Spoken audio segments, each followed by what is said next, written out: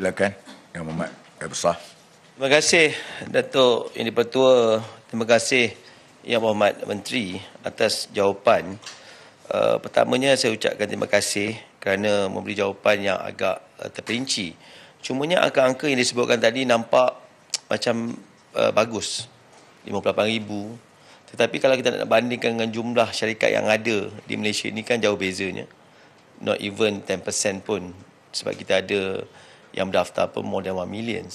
Jadi itu persoalan yang pertama. Adakah Yang Berhormat Menteri berpuas hati dengan semakan yang buat 58,000 dan kita kena pasti 857 yang tidak mematuhi peraturan atau perintah gaji minimum 2022.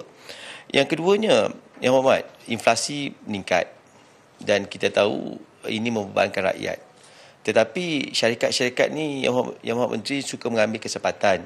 Walaupun kita memberi kelonggaran 5 pekerja di bawah 5 orang, kita tak perlu nak laksanakan perintah tersebut dalam tempoh yang kita bagi moratorium. Cumanya bagaimana Kementerian Yang Berhormat melihat yang mereka ni mengambil kesempatan di atas pekerja yang tidak didaftarkan, sama ada EPF atau SIP. Mereka mengambil pekerja harian. Tak boleh ke metodologi diubah semasa kita membuat penguatkuasaan untuk melihat jumlah cukai yang dibayar kepada LHTN daripada kita melihat KWSP atau SIP yang mendaftar. Kerana sebagai contoh, kalau pertanian didaftarkan 4 orang pekerja, ia tidak perlu mematuhi perintah tersebut. Tetapi hasil yang didapat ini tak menggambarkan jumlah pekerja yang berada dalam tersebut. Yang ketiganya, Yang Berhormat Menteri, kita tahu laporan 80%, lagi 20% akan siap. Adakah Kementerian Yang Berhormat akan untuk bagi laporan ini ke pihak umum supaya ahli Dewan Rakyat mengetahui tentang apa yang dinyatakan dalam laporan tersebut, dan bagaimana Yang Berhormat Menteri melihat dasar progressive wage ni, dan bagaimana keselarasan dan keseragaman polisi yang dibuat di antara progressive wage dengan minimum wage. Terima kasih Datuk Yang Pertua. Terima kasih Pak Yang Besar. Minta Menteri.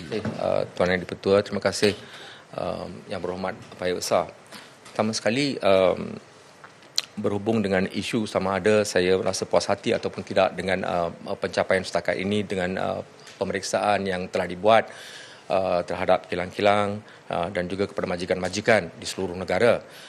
Memang untuk makluman Yang Berhormat,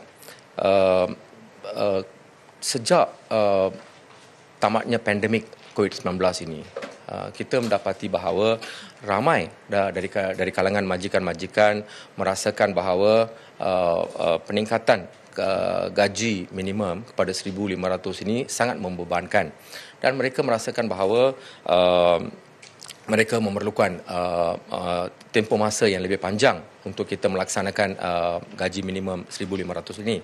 Walau bagaimanapun, seperti mana yang disebut oleh yang berhormat tadi, pihak kerajaan telah pun memberi moratorium kepada mereka dan penguatkuasaan diteruskan. Walau bagaimanapun, daripada penguatkuasaan yang dilaksanakan setakat ini, kita mendapati bahawa sebahagian besar daripada majikan memang mengikuti dasar gaji minimum, tetapi ada sebahagian kecil yang merasakan gaji minimum ini adalah sangat membebankan, dan mereka mengharapkan untuk kerajaan untuk teruskan dengan moratorium tersebut. Tetapi kita tidak boleh meneruskan moratorium tersebut sebab kita juga harus melihat kepada kebajikan pekerja-pekerja itu sendiri. Jadi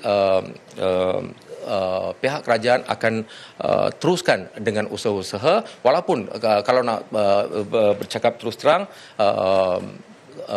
hasil ataupun laporan yang saya berikan tadi, jumlahnya mungkin tidak mencukupi.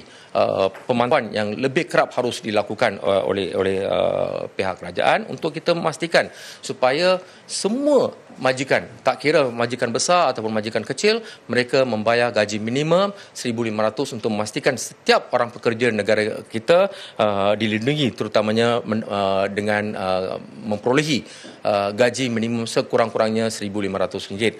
Sebab kalau kita lihat pada hari ini, pandangan saya secara peribadi, saya melihat bahawa gaji minimum RM1,500 ini adalah terlalu rendah. Walaupun kita dah sedikit demi sedikit kita telah menaikkan daripada gaji kurang daripada RM1,000, kemudiannya telah naikkan kepada RM1,200 dan akhirnya kita sampai ke RM1,500, tetapi saya masih melihat ini sebagai satu kadar yang masih rendah. Dan kalau ini pun kita tak dapat selesaikan, bagaimana apabila kita buat kajian sekarang, proses sedang berlangsung, dan apabila katakanlah dalam kajian ini kita dapati bahawa kita harus meningkatkan gaji ini kepada tahap yang lebih tinggi, bagaimanakah penerimaan oleh majikan-majikan kemudian hari. Jadi ini menjadi satu persoalan. Berkaitan dengan kajian juga, saya telah maklumkan bahawa 80% daripada kajian telah pun selesai dan mungkin dalam tempoh terdekat kita akan selesaikan keseluruhannya, dan memang perkara ini akan diumumkan kepada semua berkaitan dengan apakah keputusan berkaitan dengan gaji minimum ini. Dan soalan terakhir yang dikemukakan oleh yang berhormat ialah berkaitan dengan model gaji progresif. Untuk makluman yang berhormat, secara asasnya gaji minimum adalah satu keperluan. Kita tidak boleh meniadakan gaji minimum ini. Ia adalah penting untuk memastikan pekerja-pekerja yang kurang berkemahiran untuk menerima sekurang-kurangnya RM1,500. Kalau dasar gaji minimum ini tidak ada, maka mungkin ini akan menyebabkan gaji akan turun lebih rendah daripada RM1,500. Jadi gaji minimum RM1,500 ini perlu ada untuk menjamin gaji yang setimpal bagi mereka yang berkemahiran rendah. Tetapi apabila saya mengadakan rundingan dengan beberapa persatuan perniagaan dan majikan-majikan, rungutan daripada mereka ialah mereka mengatakan bahawa dia ada dua orang pekerja. Contoh, dia ada pekerja A, dia ada pekerja B, dan pekerja A dia mempunyai kemahiran yang tinggi walaupun dia baru masuk kerja. Sebagai contoh, dia baru masuk kerja, mungkin bekerja setahun, tapi dan seorang lagi yang mungkin kemahirannya terlalu rendah, mungkin dia tu malas, tidak produktif.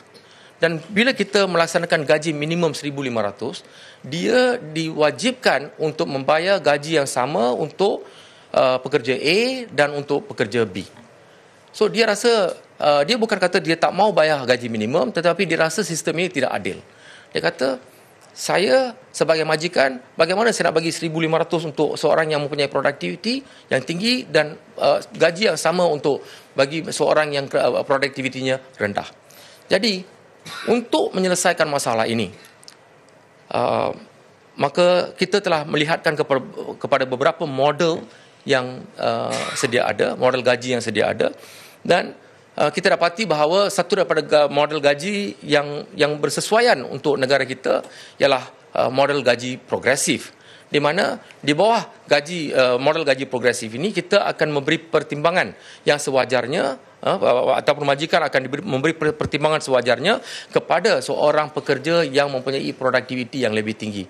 Maka mereka yang mempunyai pekerja yang mempunyai produktiviti yang lebih tinggi akan diberi gaji yang lebih tinggi berbanding dengan pekerja yang kurang produktif. Tetapi pada masa yang sama kita akan kekalkan gaji minimum. Jadi sebagai kesimpulan, saya boleh katakan bahawa gaji progresif ini adalah sebenarnya sebagai satu pelengkap kepada gaji minimum. Yang berhormat, saya rasa itu adalah penjelasan saya. Terima kasih Tuan Yang di-Pertua. kasih Menteri.